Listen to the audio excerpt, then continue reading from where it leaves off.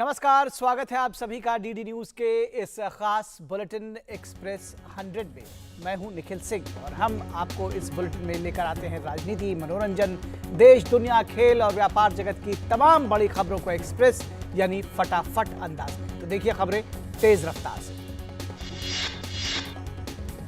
उत्तराखंड के कई जिलों में बारिश कहर बनकर बरस रही है। उत्तराखंड के नैनीताल में मंगलवार को बादल फटने की घटनाओं ने जमकर तबाही मचाई। राहत और बचाव दल अलग अलग जगहों पर पर्यटकों को बचाने में लगा रहा, तो वहीं नैनीताल में झील ओवरफ्लो हो गई। चमोली सहित उत्तराखंड की अधिकांश नदियों में सैलाब उमड़ पड़ा। हल्द्वानी में गोला नदी का पुल क्षतिग्रस्त हो गया, तो वहीं एक हाथी काफी देर तक फंसा रहा। नैनीताल थड़ामी में एक मकान पर स्कूल की दीवार गिर गई, जिसमें एक ही परिवार के 7 लोग दब गए। जिले की सभी नदी नाले उफान पर हैं। रास्तों पर लगातार मलबा गिरना जारी है। मुक्तेश्वर के चौखुटा तोक दोषपानी डिग्री कॉलेज के पास दीवार गिरने से 6 मजदूर दब गए। जिले के अधिकांश रास्तों पर मलबा आने से आवाजाही में भी दिक्कत हो रही है और बचाव दल के पहुंचने में देरी हो रही है। जिले के रामगढ़, मुक्तेश्वर, दोषापानी, खैरना और गर्म पानी में प्राकृतिक आपदा का कहर बरपा है। अल्मोड़ा जिले के भिकिया सैंड के रापड़ गांव में मलबा आने से 2 लोगों की मौत हो गई है। जिले में करीब 4 लोग प्राकृतिक आपदा की चपेट में आकर जान गंवा चुके हैं। हल्द्वानी में गौला पुल का एक हिस्सा टूट गया। काठगोदाम से जाने वाली रेल का ट्रैक भी क्षतिग्रस्त हो गया है। सोमवार को शुरू हुए बारिश भूस्खलन का दौर मंगलवार को भी जारी रहा। राज्य में अब तक 28 से ज्यादा लोगों की मौत हो चुकी है, जिसमें 6 लोगों की मौत सोमवार को ही हो गई थी। प्रधानमंत्री नरेंद्र मोदी ने मुख्यमंत्री पुष्कर सिंह धामी से बात कर राज्य में बारिश भूस्खलन से उपजे हालात की समीक्षा की और हर संभव मदद के लिए आश्वस्त किया है। वहीं मुख्यमंत्री ने सचिवालय स्थित आपदा कंट्रोल रूम पहुंचकर नुकसान की जानकारी ली और राहत व बचाव कार्यों को तेज गति से चलाए जाने के निर्देश दिए। मुख्यमंत्री पुष्कर सिंह धामी ने 4 धाम की यात्रा के दौरान फंसे तीर्थयात्रियों और अन्य पर्यटकों को सुरक्षित स्थान पर पहुंचाने के लिए भी उचित कदम उठाने को कहा है। इसके अलावा संबंधित जिलों के प्रशासन को नुकसान का जल्द से जल्द आकलन कर रिपोर्ट देने के निर्देश दिए हैं। मुख्यमंत्री पुष्कर सिंह धामी ने अतिवृष्टि से प्रभावित क्षेत्रों का हवाई निरीक्षण किया। बचाव कार्य में सेना की मदद ली जा रही है। सेना के 3 हेलीकॉप्टर रेस्क्यू ऑपरेशंस में लगे हुए हैं। केरल के इडुक्की बांध से पानी छोड़ा गया। निचले इलाकों में सोमवार को ही अलर्ट जारी कर दिया गया था और एनडीआरएफ की टीम भी तैनात कर दी गई थी। राज्य में 10 बांध रेड अलर्ट पर थे। देश में कोरोना वैक्सीनेशन का आंकड़ा 100 करोड़ के करीब पहुंच गया है। पिछले 24 घंटों में 39 लाख से अधिक वैक्सीन की खुराक देने के साथ ही देश का कोविड-19 टीकाकरण कवरेज आज शाम 7 बजे तक अंतिम रिपोर्ट के अनुसार 99 करोड़ के अहम पड़ाव से अधिक हो गया। केंद्रीय स्वास्थ्य मंत्री मनसुख मांडविया ने टीकाकरण के 99 करोड़ के आंकड़े को पार करने पर ट्वीट करके कहा कि हम 99 करोड़ पर हैं। भारत आगे बढ़ो। 100 करोड़ कोविड टीकाकरण के मील के पत्थर की ओर तेजी से बढ़ना जारी रखें। स्वास्थ्य मंत्रालय का कहना है कि भारत 1-2 दिन में 100 करोड़ के टीकाकरण के आंकड़े को पार कर जाएगा। मंत्रालय ने इस दिन के लिए कई तैयारियां भी की हैं। स्वास्थ्य मंत्रालय ने राज्यों, केंद्र शासित प्रदेशों के साथ कोविड टीकाकरण की स्थिति की समीक्षा और प्रगति की बैठक भी की।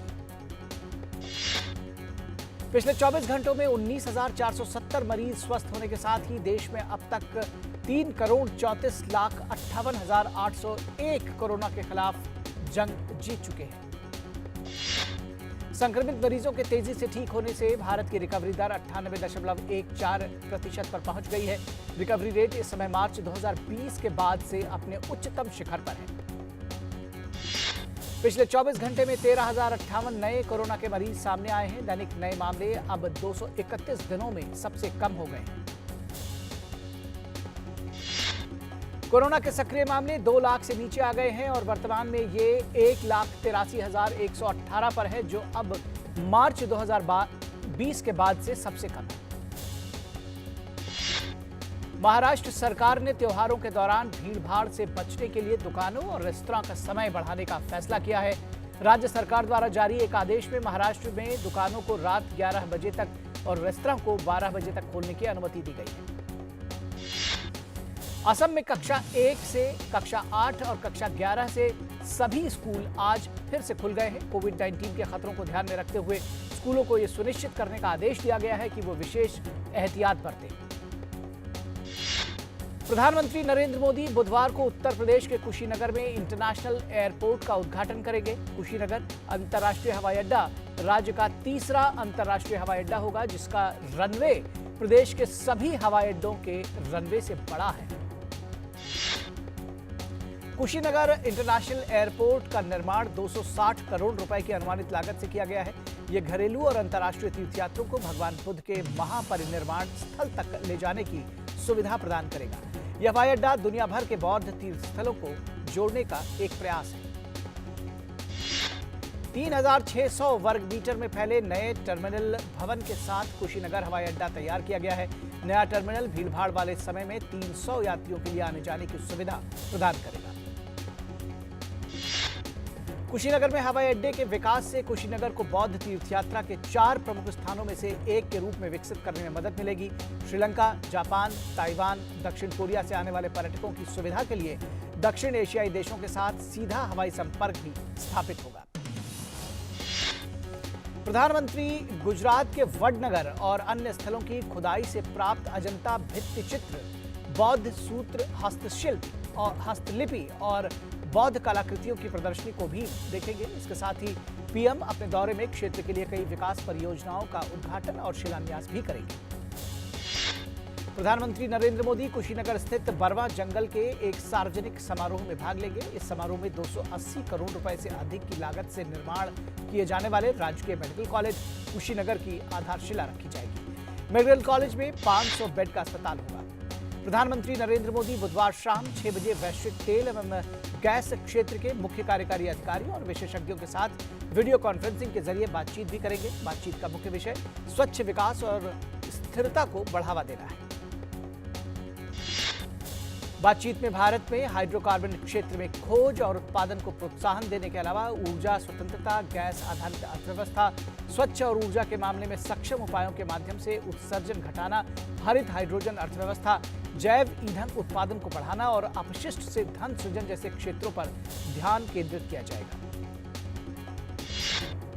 बांग्लादेश में हाल में अल्पसंख्यक हिंदुओं पर हमले व दुर्गा पूजा पंडालों और मंदिरों में तोड़फोड़ की घटना के खिलाफ देश में कई जगहों पर प्रदर्शन हो रहे हैं। दिल्ली से लेकर कोलकाता तक लोगों में इन हमलों के खिलाफ गुस्सा है। कोलकाता में विश्व हिंदू परिषद ने हमले के विरोध में शांतिपूर्ण प्रदर्शन किया। इस दौरान विहिप के लोग सड़कों पर उतरे और कहा कि इन हमलों से हिंदू समाज आक्रोशित है। विहिप की मांग है कि हमलावरों को तुरंत गिरफ्तार कर कठोरतम सजा दी जाए। वहीं दिल्ली में वीएचपी ने प्रेस कॉन्फ्रेंस कर हमले की कड़ी निंदा करते हुए बांग्लादेश सरकार से इस मामले में कड़ी कार्रवाई करने की मांग की है। दिल्ली में बंगाली हिंदू बचाओ समिति की ओर से जंतर मंतर पर विरोध प्रदर्शन किया गया। इन लोगों ने हमलों की कड़ी निंदा करते हुए बांग्लादेश सरकार से अपराधियों के खिलाफ ठोस कार्रवाई करने की अपील की। प्रदर्शन में बीजेपी के राष्ट्रीय उपाध्यक्ष दिलीप घोष भी शामिल हुए। बांग्लादेश के प्रधानमंत्री शेख हसीना ने सांप्रदायिक हमलों में शामिल लोगों के खिलाफ कड़ी कार्रवाई करने का निर्देश दिया है। शेख हसीना ने गृह मंत्री असदुज़्ज़मा खान को पूजा मंडपों में तोड़फोड़ करने और हिंदू समुदाय के घरों पर हमले में शामिल लोगों के खिलाफ तत्काल कार्रवाई करने का निर्देश दिया है। मंत्रालय ने गृह मंत्रालय से इस मामले में तुरंत जांच करने और इसमें शामिल लोगों के खिलाफ कार्रवाई करने को कहा है। बांग्लादेश के विदेश मंत्रालय ने कहा कि सरकार देश के विभिन्न हिस्सों में हिंदू धार्मिक स्थलों और मूर्तियों पर हमले की घटनाओं की स्पष्ट शब्दों में निंदा करती है। एक प्रेस विज्ञप्ति में कहा गया है कि घटना से निपटने के लिए सरकार ने नागरिक प्रशासन की सहायता के लिए तत्काल 22 जिलों में बॉर्डर गार्ड बांग्लादेश को तैनात किया है। बांग्लादेश के विदेश मंत्रालय ने कहा है कि बांग्लादेश की आजादी का विरोध करने वाले कुछ तत्व देश के सबसे बड़े धार्मिक त्योहारों में से एक पर हमला करके दुनिया में देश की धर्मनिरपेक्ष और बहुलतावादी छवि को कमजोर करने की कोशिश कर रहे हैं। जम्मू कश्मीर के पहलगाम में हर घर जल पहुंचाने के लिए उद्योग व वाणिज्य मंत्री पीयूष गोयल ने जलापूर्ति परियोजना की आधारशिला रखी, जिसकी बदौलत 10,000 लोगों तक शुद्ध पीने का पानी पहुंचेगा। केंद्रीय मंत्री ने अकद स्थित शॉल सेंटर का भी दौरा किया। उन्होंने शिल्पकारों की हौसला अफजाई की। इसके अलावा हथकरघा विभाग के उन प्रयासों को भी सराहा जिसके तहत वे स्थानीय कलाकारों को प्रोत्साहन दे रहे हैं। केंद्रीय मंत्री ने पहलगाम दौरे पर भाजपा कार्यकर्ताओं से मुलाकात की और अनंतनाग स्थित मार्तंड सूर्य मंदिर में दर्शन किए। दरअसल केंद्र शासित प्रदेश द्वारा बनाए जाने के बाद से जम्मू कश्मीर में लगातार केंद्रीय मंत्री दौरा कर रहे हैं। मध्य प्रदेश के सीहोर में सशस्त्र सीमा बल साइकिल रैली का आष्टा में स्वागत हुआ। साइकिल रैली भूटान बॉर्डर से 17 सितंबर से शुरू कर सरदार पटेल की 146वीं जयंती पर 31 अक्टूबर को समाप्त होगी। महाराष्ट्र के पुणे जिले के यरवदा में आगा खान पैलेस से साइकिल रैली को हरी झंडी दिखाकर रवाना किया गया था। आगा खान पैलेस भारत की स्वतंत्रता के संघर्ष में महत्वपूर्ण भूमिका निभाता है। साइकिल सवारों ने महात्मा गांधी और कस्तूरबा गांधी की समाधि पर श्रद्धांजलि दी। एकता का संदेश देते हुए गुजरात पुलिस की मोटरसाइकिल रैली लखपत से केवड़िया के लिए रवाना हुई। इस कार्यक्रम में पुलिस, सैन्य बल और अर्धसैनिक बल के अफसर उपस्थित रहे। ये बाइक रैली 1170 किलोमीटर दूरी तय करके केवड़िया पहुंचेगी। तमिलनाडु के 25 पुलिसकर्मियों और 16 सहायक कर्मचारियों का एक दल डिप्टी कमांडेंट डी कुमार के नेतृत्व में कन्याकुमारी से कृष्णागिरी के रास्ते 24 अक्टूबर को स्टैच्यू ऑफ यूनिटी तक पहुंचने वाले हैं। पुलिसकर्मी 31 अक्टूबर को होने वाले राष्ट्रीय एकता दिवस समारोह में हिस्सा लेंगे। हाईकोर्ट के जस्टिस विवेक चौधरी के खिलाफ आदेश के खिलाफ भाजपा नेता कैलाश विजयवर्गीय और 2 ने सुप्रीम कोर्ट में स्पेशल लीव पिटीशन दायर की है। सुप्रीम कोर्ट में 20 अक्टूबर को इसकी सुनवाई होने की संभावना है। पंजाब एवं हरियाणा हाईकोर्ट ने अपने एक महत्वपूर्ण आदेश में पुलिस को तीसरे पक्ष की शिकायत पर SC/ST एक्ट के तहत मामला दर्ज न करने का आदेश दिया है। सेंसेक्स आज पहली बार 62,000 और निफ्टी ने 18,600 के पार पहुंचा, लेकिन मुनाफा वसूली के चलते तेजी बरकरार न रह सकी। सेंसेक्स आज 49 अंकों की गिरावट के साथ 61,716 और निफ्टी 58 अंकों की गिरावट के साथ 18,418 पर बंद हुआ। सेंसेक्स पर आज बैंकिंग शेयरों में मिला-जुला रुख देखने को मिला, जबकि निफ्टी के FMCG और IT को छोड़कर अन्य सेक्टर्स के इंडेक्स में बढ़त रही। सेंसेक्स पर 14 और निफ्टी पर 16 स्टॉक्स बढ़त के साथ बंद हुए। वैश्विक स्तर पर न्यूयॉर्क में वेस्ट टेक्सास इंटरमीडिएट क्रूड का भाव 0.97% की बढ़ोतरी के साथ $83.24 प्रति बैरल चल रहा है, जबकि ब्रेंट क्रूड का भाव 0.75% की तेजी के साथ $84.96 प्रति बैरल के स्तर पर है। अंतर बैंक विदेशी मुद्रा विनिमय बाजार में सोमवार को रुपया अमेरिकी डॉलर के मुकाबले 9 पैसे की गिरावट के साथ $75.35 प्रति डॉलर पर बंद हुआ। सोने चांदी की चमक एक बार फिर से बढ़ने लगी है। सोना 47,384 रुपए प्रति 10 ग्राम पर पहुंच गया है। चांदी भी 63,110 रुपए प्रति किलोग्राम के हिसाब से बिक रही है। पेट्रोल और डीजल की कीमतों में मंगलवार को लगातार दूसरी बार कोई बदलाव नहीं हुआ है, जिससे उपभोक्ताओं को राहत मिली है।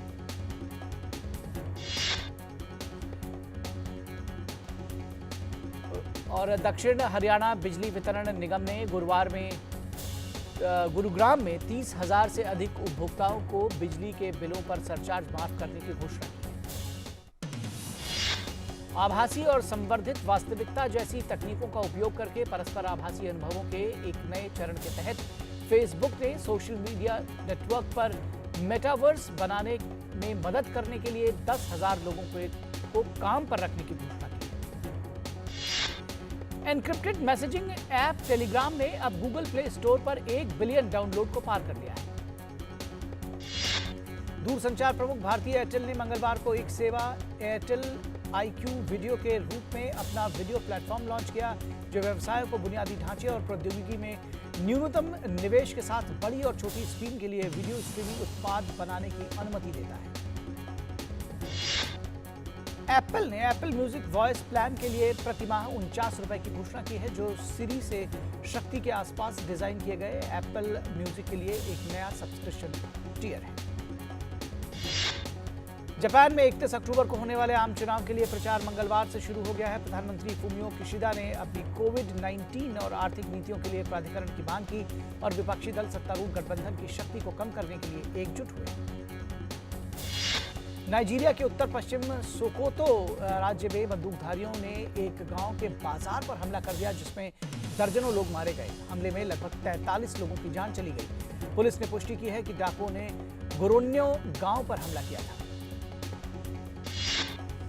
अमेरिका के पूर्व विदेश मंत्री कॉलिन पावेल ने का सोमवार को 84 वर्ष की आयु में कोरोना वायरस बीमारी से संबंधित जटिलताओं के कारण निधन हो गया। कॉलिन पावेल अमेरिका के पहले अश्वेत विदेश मंत्री थे। उनके नेतृत्व में कई रिपब्लिकन प्रशासनों में 20वीं सदी के आखिरी सालों में और 21वीं सदी के शुरुआती सालों में अमेरिकी विदेश नीति को आकार देने में मदद की।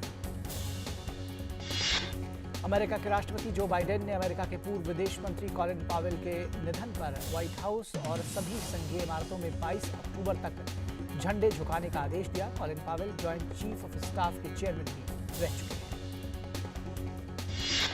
कोरोना के टीके लगवा चुके लोगों के लिए सिंगापुर आज से अपनी सीमाएं फिर से खोल दी। सिंगापुर ने अपनी सीमा लगभग 10 देशों के लिए खोलने का फैसला किया है। शुरू में सीमाओं को बंद करके लॉकडाउन और ट्रेसिंग द्वारा सिंगापुर ने महामारी का मुकाबला किया। ऑस्ट्रेलियाई राज्यों ने टीकाकरण में वृद्धि के बीच नए कोविड-19 मामलों में गिरावट देखी है, जिसके चलते अब कुछ सीमा प्रतिबंधों में ढील दी गई है। उत्तर कोरिया ने मंगलवार को पूर्वी सागर की ओर पनडुब्बी से प्रक्षेपित बैलिस्टिक मिसाइल SLBM दागी, जो प्योंगयांग के साथ शांति के लिए सियोल के प्रयासों के लिए एक झटका है। जर्मनी की free democratic party, social democratic party और ग्रीन्स नई सरकार बनाने के लिए आधिकारिक गठबंधन वार्ता में शामिल होने पर सहमत हो गए।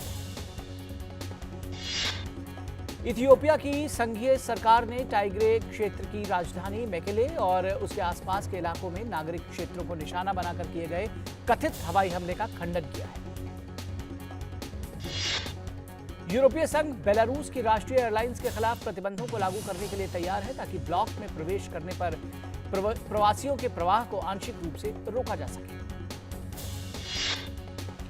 इराक के प्रधानमंत्री मुस्तफा अल कदीमी ने 5 साल पहले बगदाद में हुए बम विस्फोट के लिए कथित रूप से जिम्मेदार इस्लामिक स्टेट के एक प्रमुख आतंकवादी की गिरफ्तारी की घोषणा की है, जिसमें सैकड़ों लोग मारे गए थे। अफगानिस्तान में सितंबर 2018 से अमेरिका के विशेष प्रतिनिधि के रूप में काम करने वाले जलमय खलीलजाद ने अपना पद छोड़ दिया है। विदेश मंत्री एंटनी ब्लिंकन ने यह घोषणा की। रूसी विदेश मंत्रालय ने घोषणा की है कि उन्होंने गठबंधन के शत्रुतापूर्ण व्यवहार के विरोध में उत्तरी अटलांटिक संधि संगठन नाटो के लिए रूस के स्थायी मिशन के संचालन को निलंबित करने का निर्णय लिया है। ईरानी विदेश मंत्रालय के प्रवक्ता सईद खतीबजादेह ने कहा है कि तेहरान और यूरोपीय संघ यानी EU आने वाले दिनों में ब्रसेल्स में परमाणु विषयों पर चर्चा करेगी। म्यांमार सरकार ने सरकार विरोधी प्रदर्शनों के दौरान गिरफ्तार किए गए 5,600 से अधिक लोगों को रिहा कर दिया है। आसियान समूह की 26 से 28 अक्टूबर के बीच होने वाली शिखर बैठक के लिए म्यांमार से गैर राजनीतिक प्रतिनिधि को आमंत्रित करने के फैसले के बाद कैदियों की रिहाई हुई है। अफगानिस्तान के मौजूदा हालात पर रूस द्वारा बुलाई गई बैठक पर अमेरिका ने शामिल होने से इनकार कर दिया है। रूस ने 20 अक्टूबर को मॉस्को फॉर्मेट वार्ता में भाग लेने के लिए अमेरिकी प्रतिनिधिमंडल को भी आमंत्रित किया है। अमेरिकी विदेश विभाग के प्रवक्ता नेड प्राइस ने सोमवार को संवाददाताओं से कहा, हम आगे चलकर उस मंच में शामिल होने के लिए उत्सुक हैं, लेकिन हम इस सप्ताह भाग लेने की स्थिति में नहीं हैं। रूस ने शुक्रवार को मॉस्को में 4 देशों की वार्ता की घोषणा करते हुए कहा था कि उनका लक्ष्य अफगानिस्तान में बदली स्थिति को लेकर एक सामान्य स्थिति पर काम करना होगा। दुनिया भर में कोविड-19 से अब तक 24 करोड़ 20 लाख से अधिक लोग संक्रमित हो चुके हैं, जबकि 21 करोड़ 93 लाख से अधिक लोगों ने कोविड को मात दी है। दुनिया भर में कोविड से मरने वालों की संख्या 49,23,000 के पार हो चुकी है। कोविड-19 से सबसे ज्यादा प्रभावित अमेरिका है। अमेरिका में कोविड के संक्रमण के मामलों की संख्या 4 करोड़ 59 लाख से ऊपर पहुंच गई है। वहीं अब तक 7,46,000 से अधिक लोग संक्रमण के कारण अपनी जान गंवा चुके हैं। अपने दूसरे अभ्यास मैच में बुधवार को भारत की टक्कर ऑस्ट्रेलिया से होगी। भारत ने अपने पहले अभ्यास मैच में इंग्लैंड को 7 विकेट से शिकस्त दी। आईसीसी टी20 विश्व कप क्वालिफायर में आज स्कॉटलैंड ने पापुआ न्यू गिनी को 17 रनों से मात दे दी। स्कॉटलैंड की ओर से रिची बैरिंगटन ने 70 रन की शानदार पारी खेली, वहीं मैथ्यू क्रॉस ने 45 रन बनाए। भारत के खिलाफ वार्म अप मैच के दौरान टीम के ऑलराउंडर लियास लिविंगस्टोन हुए चोटिल और इस पहले मैच में इंग्लैंड के लिए अब उनका खेल पाना मुश्किल हो सकता है। विश्व कप के बाद अगले साल इंग्लैंड की टीम वेस्टइंडीज का दौरा करेगी। इंग्लैंड इस दौरे पर 5 टी20 मैचेस के अलावा 3 टेस्ट मैच की सीरीज खेलेगा। और इंग्लैंड और वेस्टइंडीज के बीच खेले जाने वाली 5 मैचों की टी20 सीरीज बारबाडोस में खेली जाएगी। सीरीज के सभी मैचेस यहीं खेले जाएंगे। ये सीरीज 9 दिनों तक चलेगी। इंग्लैंड के खिलाफ टी20 सीरीज खेलने के बाद वेस्टइंडीज भारत का दौरा करेगी और टी20 सीरीज खेलेगी। ये सीरीज फरवरी में खेली जाएगी। डेनमार्क ओपन में भारतीय बैडमिंटन स्टार किदाम्बी श्रीकांत ने जीत के साथ अपना खाता खोला है। श्रीकांत ने साई प्रणीत को पहले दौर के मैच में मात दी। श्रीकांत अब दूसरे दौर में जापान के केंटा मोमोटा का सामना करेंगे। यूएफा चैंपियंस लीग में आज रात मैनचेस्टर सिटी का सामना ग्रुप ए में क्लब ब्रग से होगा। दोनों टीमें पहली बार किसी यूरोपियन चैंपियनशिप में आमने सामने होंगी।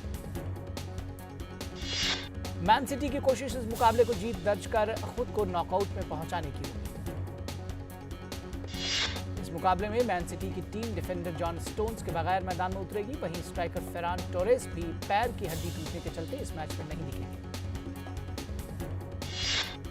ग्रुप ए में ही आज देर रात पेरिस सेंट जर्मेन का सामना आरबी लाइप्जिग से होगा। वहीं लिवरपूल की टीम आज देर रात ग्रुप स्टेज के मुकाबले में एटलेटिको मैड्रिड के साथ टकराएगी। इस मुकाबले में लिवरपूल की टीम मिडफील्डर कर्टिस जोन्स के बगैर मैदान पर उतरेगी। और रियल मैड्रिड की टीम आज देर रात शख्तर डोनेट्स्क के खिलाफ मोर्चा खोलेगी। मणिपुर तलवारबाजी एसोसिएशन द्वारा इम्फाल के खुमान लंपक स्टेडियम में 16 से 20 अक्टूबर तक राज्य स्तरीय 17वें गवर्नर कप चैंपियनशिप का आयोजन किया जा रहा है। रोहित शेट्टी के निर्देशन में बनी फिल्म सूर्यवंशी के पहले गाने को रिलीज करने की घोषणा कर दी गई है। फिल्म को पहला गाना 21 अक्टूबर को रिलीज किया जाएगा। जॉन अब्राहम के निर्माण में बन रही तारा वर्सेस बिलाल की इंग्लैंड में शूटिंग शुरू हो गई है। फिल्म में हर्षवर्धन राणे और सोनिया राठी मेन लीड में है। कंगना रनौत की फिल्म धाकड़ अब नई तारीख पर रिलीज होगी। अब यह फिल्म 8 अप्रैल 2022 को थिएटर्स में आएगी। इस फिल्म में कंगना रनौत के साथ अर्जुन रामपाल और दिव्या दत्ता भी होंगी। फिल्म का डायरेक्शन रजनीश राजी घई ने किया है। अभिनेता श्रेयस तलपड़े और राजपाल यादव अपनी आने वाली फिल्म फैमिली ड्रामा मुन्नू और मुन्नी की शादी में अपनी बेमिसाल कॉमेडी से दर्शकों का मनोरंजन करने के लिए तैयार हैं। कन्नड़ फिल्म रतन प्रपंच 22 अक्टूबर को रिलीज होने के लिए तैयार है। फिल्म अमेजॉन प्राइम वीडियो पर रिलीज की जाएगी। नानी अभिनीत बहुभाषीय फिल्म श्याम सिंघा रॉय के निर्माताओं ने फिल्म का दूसरा पोस्टर जारी किया है, जिसमें तेलुगु स्टार को वासु के रूप में बिल्कुल नए अवतार में दिखाया गया है। राम माधवानी द्वारा निर्देशित धमाका का ट्रेलर आज रिलीज कर दिया गया, जिसमें कार्तिक के ट्रांसफॉर्मेशन ने प्रदर्शकों को स्तब्ध कर दिया। फिल्म ओटीटी प्लेटफॉर्म नेटफ्लिक्स पर 19 नवंबर को रिलीज हो रही है। नेहा शर्मा अभिनीत फिल्म आफते इश्क का ट्रेलर सोमवार को जारी किया गया। इंद्रजीत नट्टोजी द्वारा निर्देशित आफते इश्क अलौकिक तत्वों के साथ एक डार्क ड्रामा है। अध्ययन सुमन और एंजल अभिनीत बेखुदी का ट्रेलर हाल ही में रिलीज किया गया है। ट्रेलर दर्शकों को खूब पसंद आ रहा है। वहीं हाल ही में रिलीज हुए उनके गाने मेहरबां को भी खूब तारीफें मिल रही हैं। तो एक्सप्रेस न्यूज में फिलहाल इतना ही। हमारी पूरी टीम को दीजिए इजाजत। नमस्कार।